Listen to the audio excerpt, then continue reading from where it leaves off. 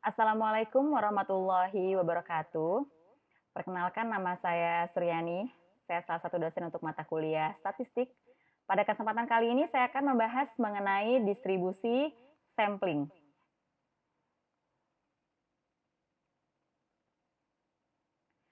Jadi yang dimaksud sampling itu apa ya? Nah, kalau seandainya saya punya suatu populasi, kemudian saya ngambil hanya sebagian dari populasi tersebut, maka data yang kita ambil dari populasi itu kita sebut dengan sampel.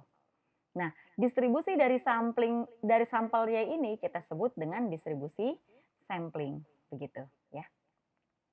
Nah, pada distribusi sampling kali ini saya akan membahas untuk distribusi sampling satu rata-rata, beda dua rata-rata, satu proporsi, dan beda dua proporsi. Tapi sebelum membahas ke sana, saya akan membahas terlebih dahulu tentang dalil batas memusat. Ya. Jadi dalil ini mengatakan kalau seandainya kita punya suatu populasi dengan rata-ratanya mu dan variannya sigma, maka distribusi sampling rata-rata dari suatu kemungkinan sampel yang berukuran n itu akan berdistribusi secara normal dengan rata-ratanya mu x sama dengan populasi rata-rata sampelnya, rata-rata populasinya, dan deviasi standarnya sigma x dengan deviasi standar populasinya itu adalah sigma dibagi akar n.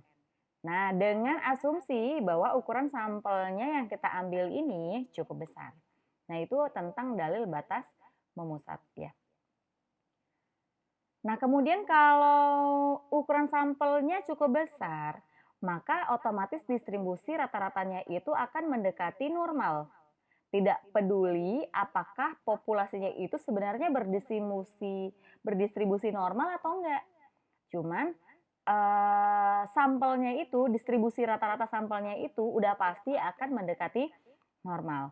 Ya, dengan mu x-nya itu adalah mu dan sigma x-nya itu adalah sigma dibagi akar n. Dengan mu x itu rata-rata distribusi samplingnya, mu-nya rata-rata populasi, sigma x itu adalah deviasi standarnya, sigmanya deviasi standar populasi, kemudian n itu adalah ukuran sampelnya. Ya. Contoh 1. Bank Pasti Aman menghitung tabungan seluruh nasabahnya. Setelah penghitungan, bank tersebut mendapati bahwa rata-rata tabungan nasabahnya itu 2.000 dengan deviasi standarnya 600 rupiah. Apabila seorang peneliti mengambil sampel sebanyak 100 nasabah, maka probabilitas jika rata-ratanya lebih kecil dari 1.900 itu berapa probabilitasnya? Rata-rata sampelnya lebih kecil dari 2.050 dan rata-rata sampel itu terletak antara 1.900 dan 2.050. Jadi pertanyaannya itu probabilitasnya berapa? Nah, karena di sini ditanyakan probabilitas rata-rata, kemudian kita hanya mengamati tabungan dari nasabah Bank Pasti Aman, jadi cuma punya satu sampel, makanya kita lagi membahas tentang probabilitas dari satu rata-rata. Paham ya? Nah, dari soal kita ketahui bahwa banyaknya nasabahnya 100.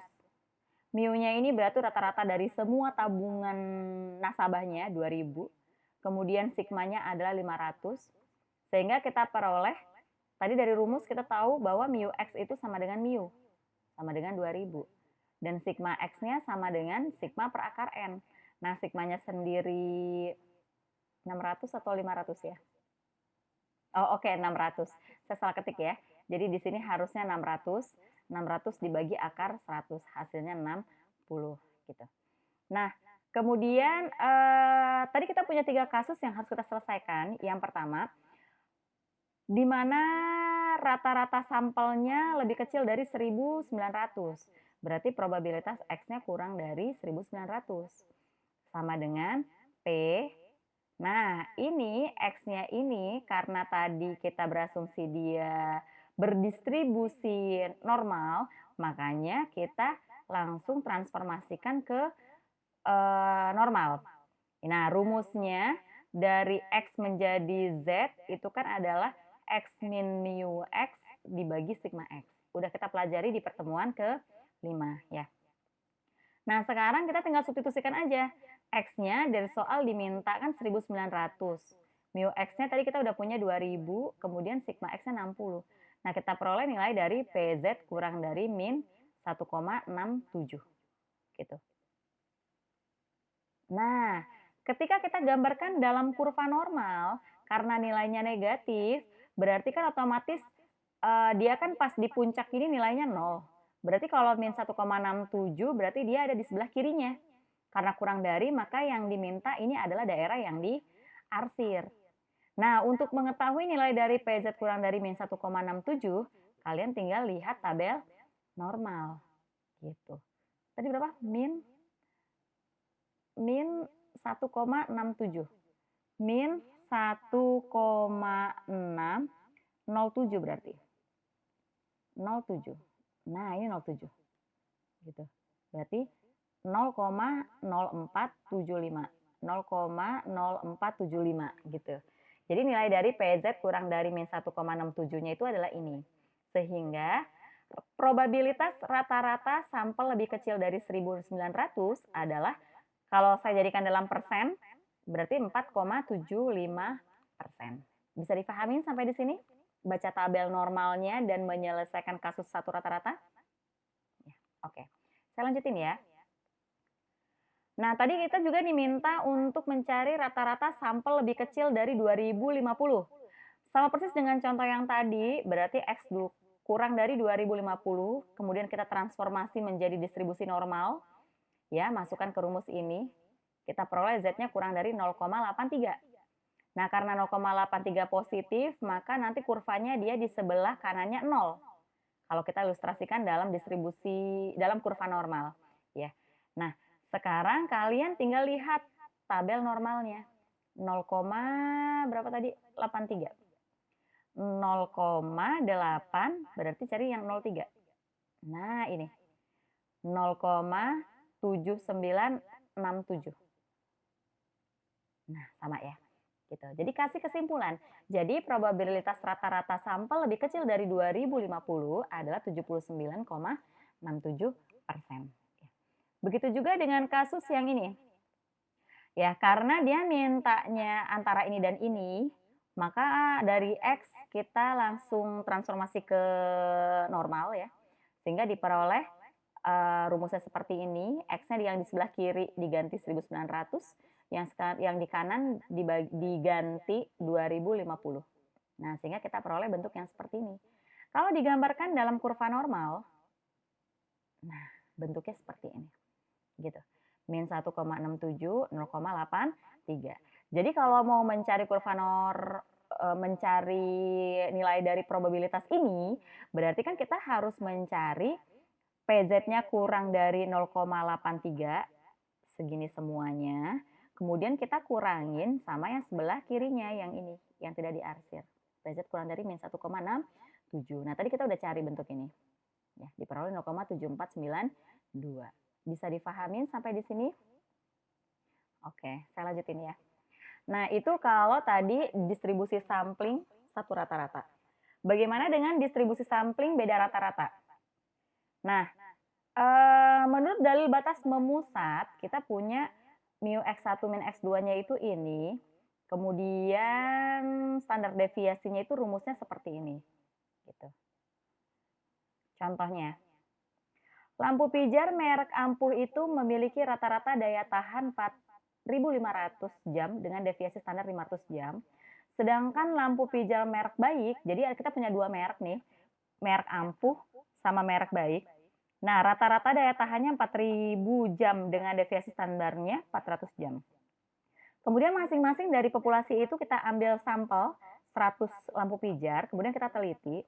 Nah, yang ditanyain itu berapa sih probabilitas bahwa rata-rata daya tahan kedua lampu pijar tersebut lebih besar dari 600 jam gitu. Nah, dari semua soal yang tadi kita harus tahu dulu nih mu 1-nya berapa, mu 2-nya berapa, sigma 1, sigma 2. Nah, N-nya berarti tadi lampu pijar yang kita teliti 100.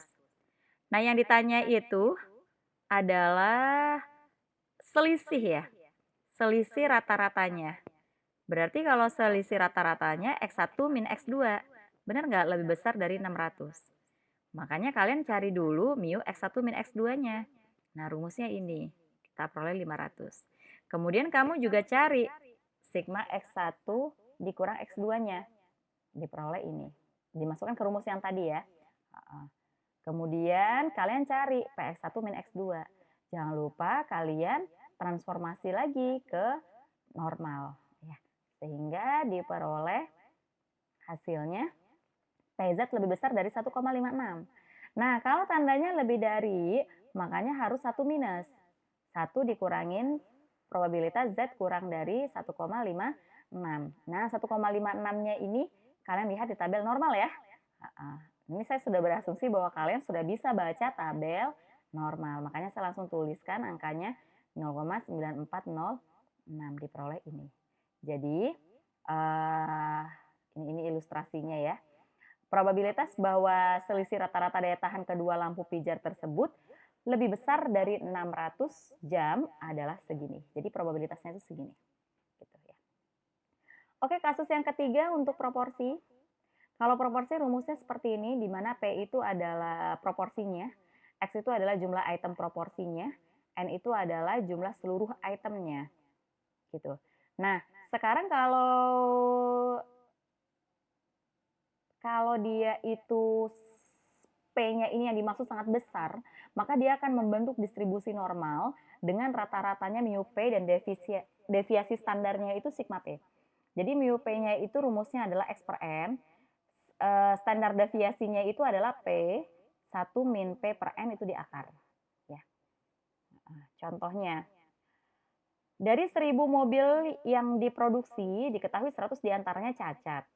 Jika diambil sampel acak sebanyak 500 buah mobil dari populasi tersebut dan diteliti, pertanyaannya, berapa probabilitas besar proporsi mobil yang cacat lebih besar dari 12%? Nah, karena dia nanyakannya proporsi, dan ini kebetulan dia satu sampel ya, makanya kalian tulis dulu yang diketahui. Nah, yang diketahui itu N-nya 1000, kemudian N-nya 500, X-nya banyak mobil yang rusak adalah 100. Pertanyaannya, proporsinya lebih besar dari 0,12. Nah, berarti cari dulu mu P-nya. Tadi rumusnya X per N. X-nya 100, N-nya 1000, makanya hasilnya 0,1. Kemudian kamu cari juga sigma P. Ya, diperoleh nanti hasilnya 0,013. Nah, yang ditanyain probabilitas dari proporsi yang lebih besar dari 0,12. Nah, tinggal dimasukkan semua yang tadi diketahui. Ya. Kemudian PZ lebih besar dari 1,49 ya. Ini seperti saya hitung ya. Ini PZ lebih besar dari 1,49 ya. Ini dihapus ya. Nanti dibacanya PZ lebih besar dari 1,49 gitu. Oke. Kemudian yang kedua, distribusi sampling beda proporsi. Berarti nanti akan ada 2 sampel yang kita ambil gitu. Nah, sama seperti tadi, kalau dia membentuk distribusi normal, maka kalian harus cari dulu mu P1 min P2-nya. Rumusnya seperti ini. Kemudian kalian juga cari sigma P1 min P2-nya gitu. Nah, ini adalah contoh soalnya. Jadi di sini ada sebuah penelitian dengan sampelnya masing-masing 100 orang dari populasi perokok dan bukan perokok. Diketahui bahwa 1 orang tidak merokok terkena TBC dan 5 orang yang merokok terkena TBC. Berapa sih probabilitas bahwa selisih proporsi populasi perokok dan populasi bukan perokok yang terkena TBC itu lebih besar dari 5%? Nah, berarti kan populasinya ada 2 ya. Ada populasi perokok dan ada populasi bukan perokok. Nah, pertanyaannya itu tadi yang ini kan, bahwa proporsinya itu selisih dari proporsi yang perokok sama bukan perokok itu lebih besar dari 0,05 itu, probabilitasnya berapa sih? Nah, kalian dari soal itu tinggal ditulis nih yang diketahuin. Baru cari P1 pakai rumus X per N tadi ya. Berarti 5/100. Kamu juga cari P2 dengan rumusnya X per N, berarti 1/100. Nah, setelah itu baru cari mu P1 min P2, cari sigma P1 min P2. Nah, ini tinggal dimasukin aja ke rumus. Kemudian kalian hitung, ya. Nah, pertanyaannya tadi adalah ini. Jangan lupa kalian transformasi dulu ke kurva normal, gitu. Nah, sehingga diperoleh bentuknya seperti ini, gitu, ya. Jadi probabilitas bahwa selisih proporsi populasi perokok dan populasi bukan perokok yang terkena TBC itu lebih besar dari 5% adalah sekian nih probabilitasnya. Paham sampai di sini? Nah, ini adalah ilustrasinya ya. Oke, demikian apa yang dapat saya sampaikan dalam kesempatan kali ini. Semoga bermanfaat bagi kalian semuanya. Jika ada yang belum kalian pahami, silakan kalian diskusikan dengan dosen masing-masing ya. Oke, sekian dari saya. Wassalamualaikum warahmatullahi wabarakatuh.